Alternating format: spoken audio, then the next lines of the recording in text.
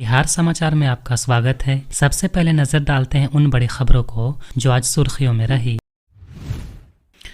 Mokama firing मामले में बाहुबली अनंत सिंह ने बाढ़ कोर्ट में सरेंडर कर दिया। उन्हें 14 दिनों की न्यायिक हिरासत में पटना की बेऊर जेल भेज दिया गया है। इससे पहले पुलिस उनके घर लगमा गांव में रेड मारने की तैयारी कर रही थी। इस केस में अब तक गैंगस्टर सोनू सिंह समेत कुल 2 लोगों की गिरफ्तारी हो चुकी है। ब्रेन स्ट्रोक के बाद भाजपा के सीनियर लीडर आरके सिंह को दिल्ली के मैक्स हॉस्पिटल में भर्ती करवाया गया है। फिलहाल उन्हें वेंटिलेटर पर रखा गया है। हालत गंभीर बनी हुई है। बिहार में अगले 2 दिनों तक ठंड से राहत मिलने की उम्मीद नहीं है। पछवा हवा चलने से कनकनी बढ़ेगी। न्यूनतम तापमान में 2 से 3 डिग्री सेल्सियस तक की गिरावट आ सकती है। 10 जिलों में 8वीं तक के स्कूल 25 जनवरी तक के लिए बंद कर दिए गए हैं।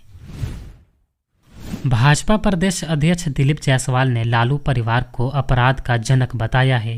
उन्होंने कहा कि बाप बेटा रोज नाटक करते हैं, दिन में भी सीएम नीतीश कुमार के पाला बदलने का सपना देखते हैं। राजद कार्यालय पहुंचे आरजेडी सुप्रीमो लालू यादव से जब आनंद सिंह गोलीबारी मामले को लेकर सवाल किया गया तो उन्होंने चुप्पी साध ली। लालू यादव कर्पूरी ठाकुर की जयंती पर आयोजित कार्यक्रम में शिरकत करने पहुंचे थे। बिहार सरकार का बैंक अकाउंट फ्रीज हो गया है। किसी तरह का लेन देन नहीं हो पा रहा है। 8 लाख कर्मचारियों की सैलरी भी रुक गई है। ये परेशानी नए सॉफ्टवेयर में आ रही दिक्कत की वजह से हो रही है। भागलपुर में एक नाबालिग ने दोस्तों संग मिलकर खुद के अपहरण की साजिश रच डाली। पुलिस ने 8 घंटे में ही मामले का खुलासा करके उसे बरामद कर लिया। पूछताछ में आरोपी ने बताया कि उसे बिजनेस के लिए 4 लाख रुपए चाहिए थे। पकड़े गए तीनों नाबालिग इंटर के छात्र हैं। पूर्णिया जीएमसीएच में रूम अलॉटमेंट को लेकर एमबीबीएस स्टूडेंट ने एक दूसरे को दौड़ा कर पीटा। इस दौरान दोनों गुटों ने हॉस्टलों में जमकर तोड़फोड़ भी की। 10 से ज्यादा छात्र गंभीर रूप से जख्मी हुए हैं। फरवरी महीने में प्रधानमंत्री नरेंद्र मोदी और मुख्यमंत्री नीतीश कुमार भागलपुर आने वाले हैं। दोनों अलग अलग कार्यक्रम में शिरकत करेंगे। इस दौरे की तैयारियों की समीक्षा के लिए केंद्रीय मंत्री शिवराज सिंह चौहान और बिहार के उप मुख्यमंत्री सम्राट चौधरी भागलपुर आ रहे हैं।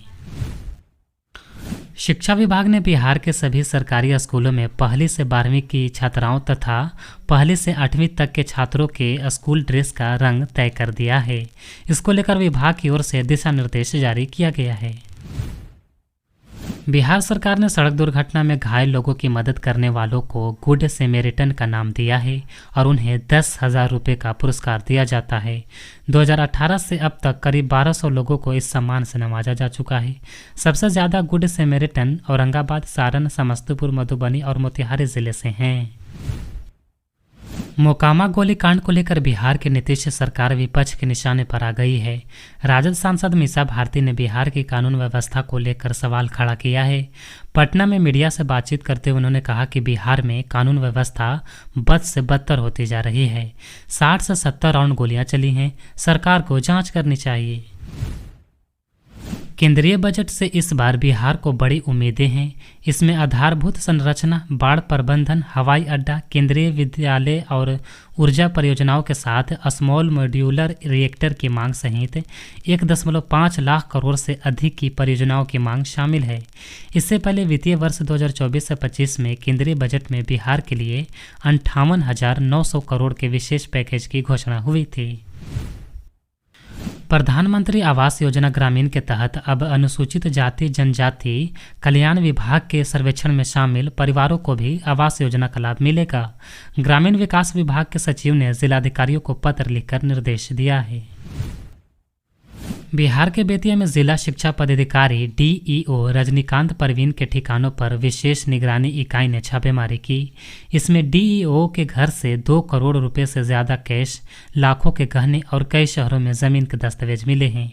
डीओ पर 19 से 20 साल के कार्यकाल में 1.87 करोड़ की काली कमाई करने का आरोप है। डीओ को निलंबित कर दिया गया है। आत्मसमर्पण के बाद अनंत सिंह को कोर्ट ने 14 दिनों की न्यायिक हिरासत में बेऊर जेल भेज दिया गया है। जेल जाने से पहले उन्होंने कहा कि किसी ने मुझ पर एफआईआर कराया तो सरेंडर कर दिया। कानून का पालन करना पड़ता है। बिहार में गलत तरीके से गाड़ी चलाने वाले का चालान काटा जा रहा है।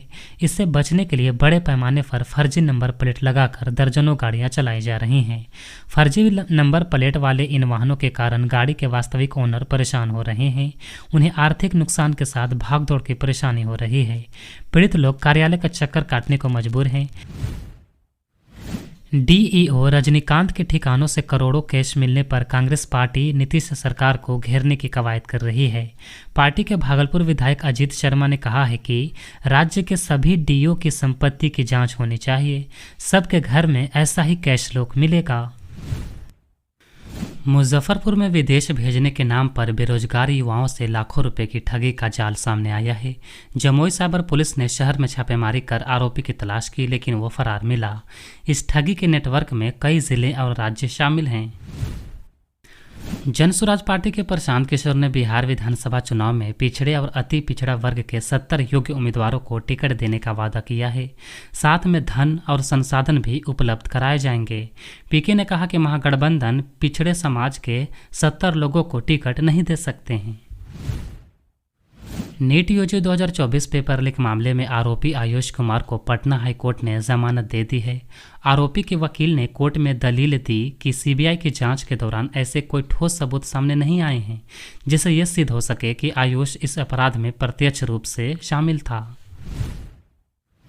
बिहार में अब बिजली चोरी की निगरानी ट्रांसफार्मर करेंगे, जिसके लिए मीटर लगाने का काम लगभग पूरा हो गया है। 3.5 लाख ट्रांसफार्मर में मीटर लग चुके हैं। ये ट्रांसफार्मर एक एक घर की बिजली खपत का हिसाब देगा। छपरा में डबल डेकर पुल निर्माण के दौरान एक बड़ा हादसा हो गया। क्रेन की डग पुलिस की पेट्रोलिंग गाड़ी पर गिर गई, जिससे 3 पुलिसकर्मी घायल हो गए। घायलों की पहचान बजरनार्दन सिंह, मनोज सिंह और अनिल कुमार के रूप में हुई है। आरा छपरा हाईवे पे देर रात ट्रेलर में आग लग जाने की वजह से उसमें मौजूद ड्राइवर और कंडक्टर की मौत हो गई। हादसे के दौरान आवाज़ें सुनकर लोग इकट्ठा हुए, लेकिन आग की लपटें इतनी तेज थीं कि सब कुछ जलकर खाक हो गया। आग लगने का कारण शॉर्ट सर्किट बताया जा रहा है। और अब कुछ खबरें संक्षिप्त में सुनिए। नवादा में अपराधियों को पकड़ने के लिए एसपी अभिनव धीमन के नेतृत्व में 72 फरार आरोपितों को गिरफ्तार किया गया, जिनमें फिरौती, शराब, लूट के मामले शामिल हैं। भोजपुर जिले के डिजिटल सर्वे में 45,000 प्लॉट हिंद महासागर में दिखाए गए हैं, जिससे किसान परेशान हैं। ये गलती राजस्व विभाग की है, जिसने जमीन के डेटा में अक्षांश देशांतर उल्टा अपलोड कर दिया।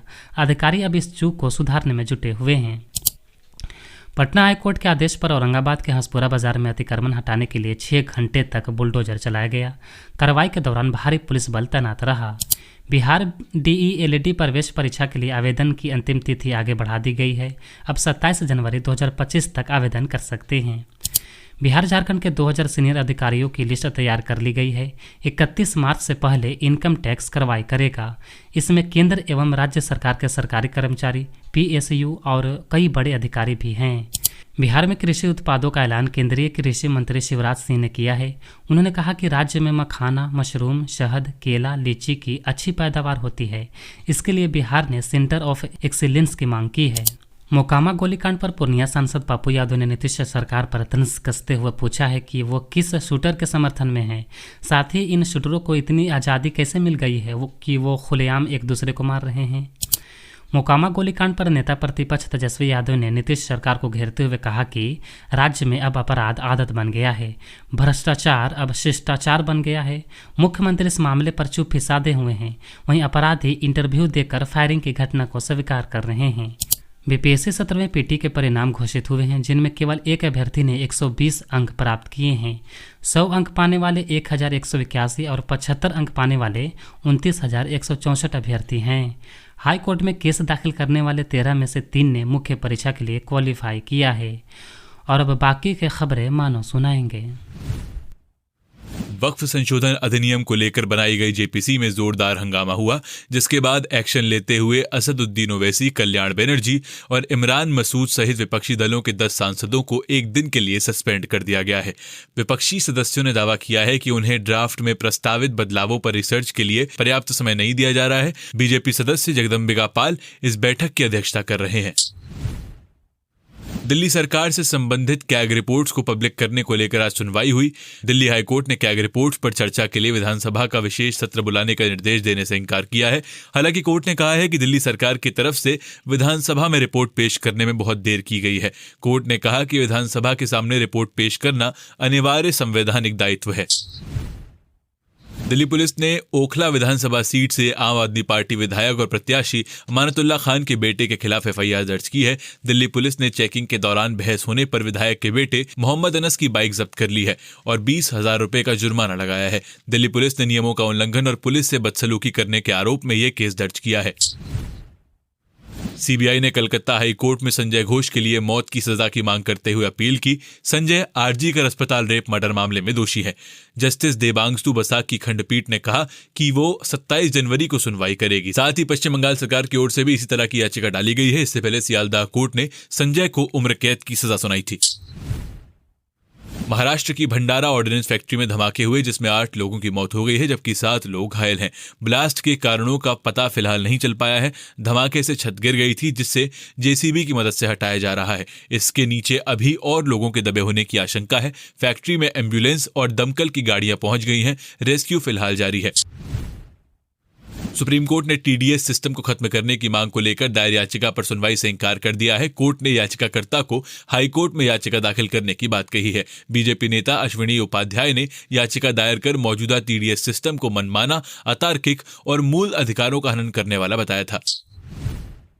बॉर्डर पर नेशनल इमरजेंसी लगाने के बाद अमेरिका ने 500 से ज्यादा घुसपैठियों को गिरफ्तार कर लिया है। इसके अलावा 373 बंदियों को भी हिरासत में लिया गया है। व्हाइट हाउस ने सोशल मीडिया प्लेटफॉर्म एक्स पर यह दावा किया। सैकड़ों घुसपैठियों को आर्मी के हेलीकॉप्टर में बैठाकर बाहर छोड़ दिया गया है। अमेरिका में डोनाल्ड ट्रंप को तीसरी बार राष्ट्रपति बनने की अनुमति देने के लिए संसद के निचले सदन हाउस ऑफ रिप्रेजेंटेटिव में एक बिल पेश किया गया। यह बिल ट्रंप की रिपब्लिकन पार्टी के सांसद एंडी ओगल्स ने पेश किया है। बिल पेश करते हुए ओगल्स ने कहा कि सिर्फ ट्रंप ही वो इंसान है जो अमेरिका को फिर से महान बना सकते हैं।